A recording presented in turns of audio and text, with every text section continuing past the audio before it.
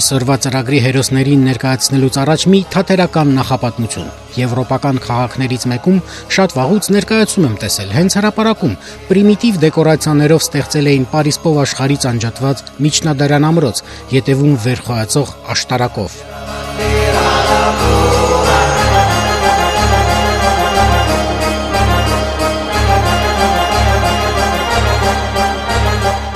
Հերոսները զենք ու զրահով ասպետներ, մռայլ դեմքերով վանականներ, քաթանե շապիկներով բոբիկ երեխաներ, գլխարկներով տղաներ, երկար հյուսերով աղջիկներ վազվզում երգում էին, լեզուն չէի հասկանում, բայց շարժումներից, պլաստիկայից կռահում էի, թե ինչի մասին։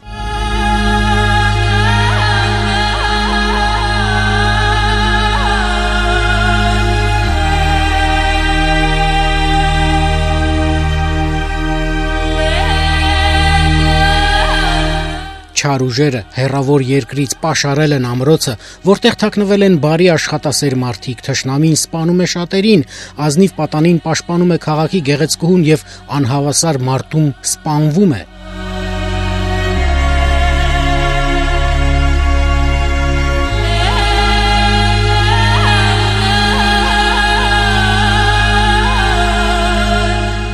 Հետո սկսվում է սովը, ժանտախտ, ի վերջո բոլորն են կոտորվում, հարձակվող թե պաշտպանվող։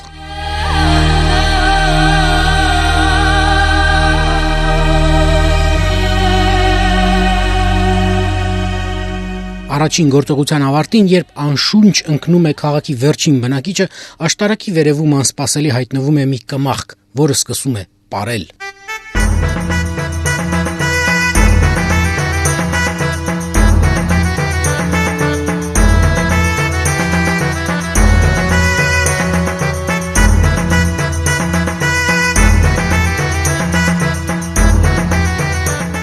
Մահվան խորհրդանիշն ուներ դատարկ բերան, ցիցատամներ, պարային շարժումներ էր անում, թափահարում էր ոսկորներով գարշելի տեսարաներ։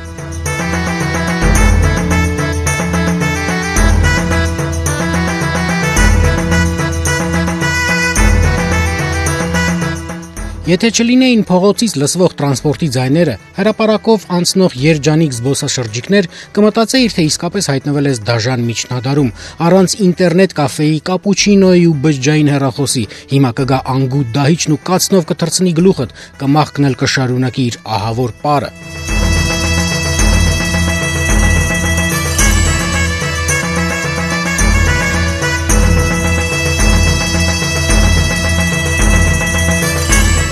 Բարեբախտաբար կար երկրորդ գործողությունը, բարի ուժերը պարտավոր էին հաղթել, չարը պատժվեց, սպանված տղան բացեց աչքերն ու գրկեց գեղեցկուհուն, ներկայացումն ավարտվեց, դերասաններից ամենատարեցը գլխարկը պարզած մոտեցավ հանդիսականներին։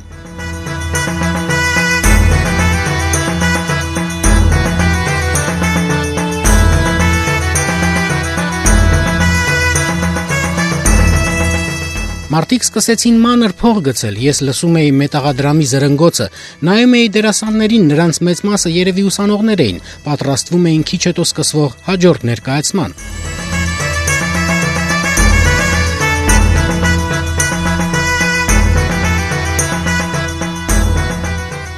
Քիչ առաջ ուրախ պար բռնած մահվան սիմվոլը մնացել էր աշտարակից կախված, ինչպես վայելը կմախքին, անշարժ, մի քիչ վախենալու եւ մի քիչ էլ ծիծաղելի։ Կմախքի տակ տեղադրված դինամիկից դեռ հնչում էր զարմանալի մեղեդին, ու ես այն ժամանակ ոչ թե բիզարոքեր, այլ պարզ երաժշտասեր կլանված լսում էի ու փորձում էի պարզել, թե ով է կատարողը։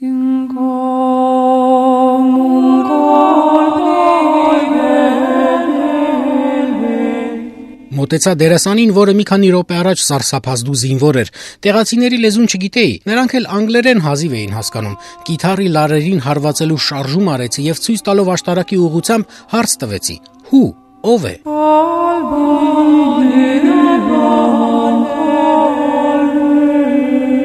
Նա ուրախ ժպտաց, նայեց աշտարակի կողմն ու անգլերեն պատասխանեց. «Dead can dance», մեռածը կարող է պարել։ Ակամա կարծեցի, թե հարցս չի հասկացել, ուզում է ասել, տես այս կմախքը պարում է։ Մտածեցի, թե տարօրինակ հումոր ունի այս պատանին։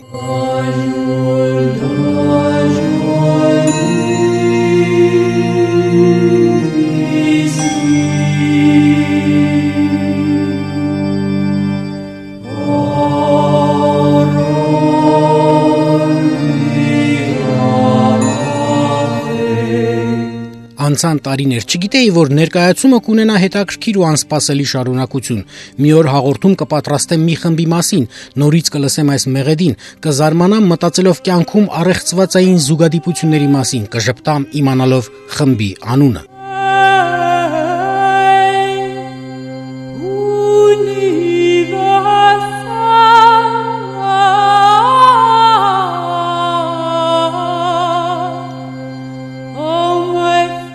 Dead Can Dance, մեռածը կարող է պարել։ Ինչու է խումբը ընտրել այս անհասկանալի, ես կասեի անկապ սյուրռեալիստական անունը, դրա մասին կխոսենք քիչ հետո։ Նախ բուն խմբի մասին։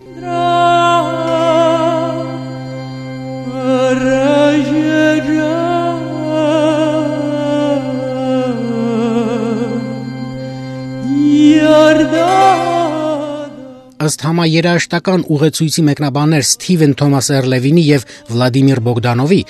Dead Can Dance-ը մշակում է վերածննդի շրջանի եվրոպական ֆոլք մեղեդիներ։ Խմբի կազմում մեծ թվով երաժիշտներ են եղել, բայց երկու կատարող է սահմանել կոնցեպցիան՝ գիտարահար Բրեդնան Փերին եւ երգչուհի Լիզա Ջերարդը։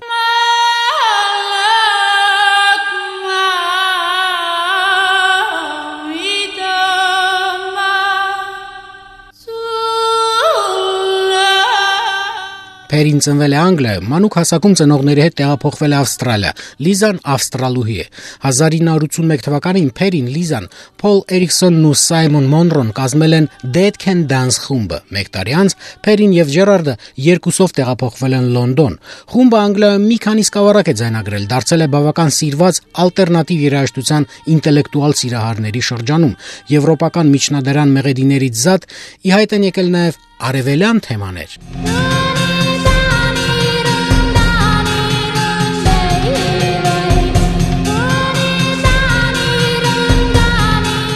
1984 թվականին Dead Can Dance-ը կամ ինչպես երկրպագուներն են ասում DCD-ն թողարկել է դեբյուտային նույնանուն ալբոմը։ Ընդհանուր հաշվով 84-96 թվականների ընթացքում 8 ալբոմ, 3 հավաքածու, 1 DVD, շատ չէ անշուշտ։ 90 թվականից DCD-ն Ամերիկայում էլ է դարձել կուլտային երևույթ։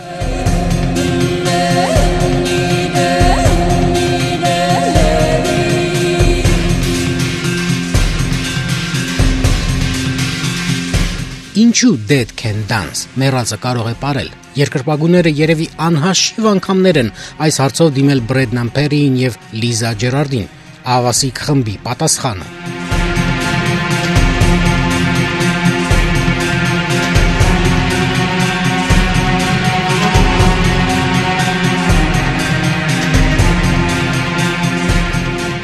Անդրանիկ ալբոմի շապիկին կար մի նկար, երկար քթով մարդու դիմակ, դա ծիսական դիմակ է, Նոր Գվինեայից, եւ խորհրդանշում է հենց այդ արտահայտությունը, Dead Can Dance, մեռածը կարող է պարել։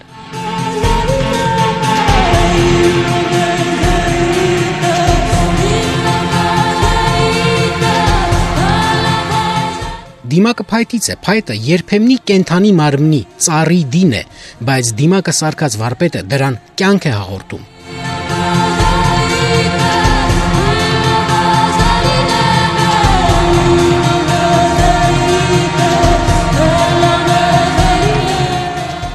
Հասկանալու համար անունը, դրա խորհուրդը, մտածեք, թե ինչպես է ապրող էակը մի օր դառնում անկենթան, մեռած եւ ինչպես է կատարվում հակառակ տրանսֆորմացիան, երբ անկենթանը ձևափոխվում, իմաստափոխվում է ու դառնում է կյանք, հարցազրույցներից մեկում ասել են երաժիշտները։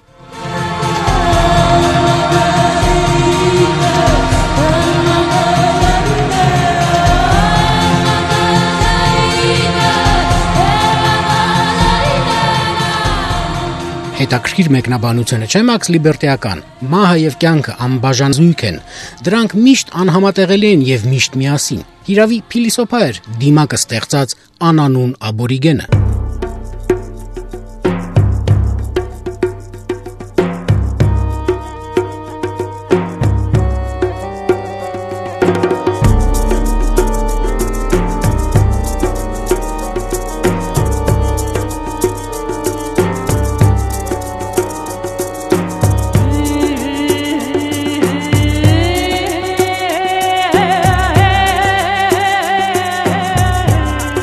Ավաղ էթնիկ ֆյուժնի եւ ալտերնատիվի ոճում աշխատող DCD-ն չկա։ Բրեդնան Փերին եւ Լիզա Ջերարդը սոլո ծրագրեր են իրականացնում։ DCD-ում շուրջ 15 տարվա համագործակցությունը ստեղծագործական կյանքի կարևորագույն շրջան են համարում, բայց որոշել են տարբեր ճանապարհներով գնալ։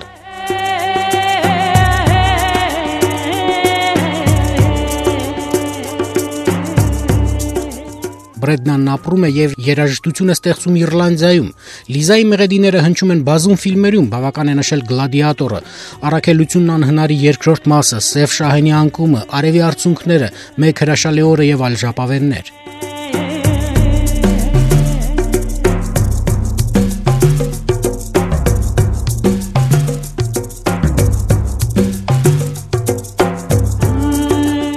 Խումբը չկա, բայց պարը կարծես չի ավարտվել, չէ՞։ Միացնում ես անկենթանիրը, CD-ն, սեղմում ես անկենթան կոճակը, մեկ էլ կնոջ կախարդական ձայն ես լսում։ Էլի ինչ-որ հին պատմություն է, լեգենդ, ծես, ինչ է։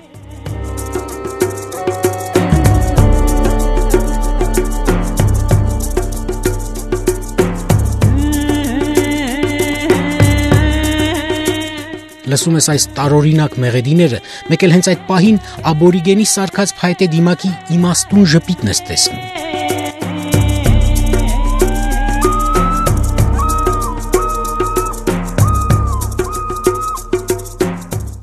Dead Can Dance։ Կհանդիպենք մեկ շաբաթից։